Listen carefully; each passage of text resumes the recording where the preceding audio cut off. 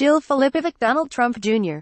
communicated with WikiLeaks, flouting ethical norms. She says Trump's so interested in winning they were willing to engage enemies of state. It's hard to overstate the mind-blowing stupidity of this move, especially considering that the messages were sent via Twitter direct message, an unencrypted platform. Has Trump Jr. forgotten Anthony Weiner so soon? Trump voters claim to want Washington outsiders in the White House to drain the swamp. What they got instead are people who either don't understand or don't care about the most basic of ethical and potentially legal obligations, coming from an industry where the focus is notoriously narrow and short-term. Make the deal, whoever it screws. Bringing this ethos to Washington doesn't drain the swamp, it makes it even muckier. And as evidenced by this latest story, even dumber. Those of us on the left have a complicated relationship with WikiLeaks. The group's philosophy of challenging oppressive governments and releasing secrets is at least ideologically appealing, although the practical reality of it, no adult at the table to say that maybe some of these disclosures are wildly irresponsible and could potentially get people killed, is predictably reckless and negligent. That the organization is in the tank for Vladimir Putin, in an autocrat who is happy to compromise basic human rights, stand by as LGBT Russians are targeted and dozens of journalists are killed on his, has not helped their case.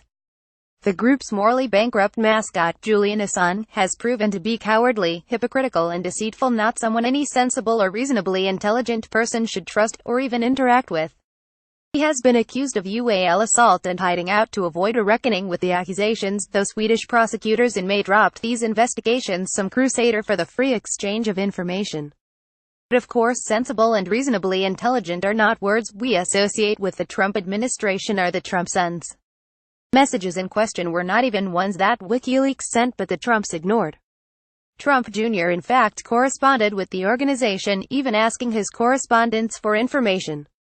Then candidate Donald Trump appears to have tweeted at the behest of WikiLeaks. The organization messaged Trump Jr.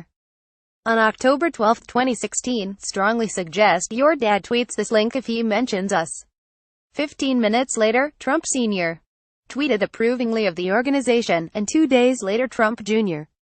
tweeted the link WikiLeaks had sent to an obscure domain now offline that likely hosted an archive of the latest WikiLeaks releases. It was no secret at the time that WikiLeaks was affiliated with the Russians and has long been hostile to the interests of the U.S. government.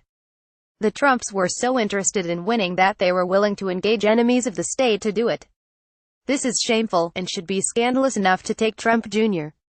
down and seriously damage the current administration. But so, too, should a dozen other stunningly bad acts committed by this president, his family members and his cronies. They will all likely weather this scandal, too, simply by shrugging it off and making up their own facts. They'll stay in power, and it will be American democracy and Americans who are the losers.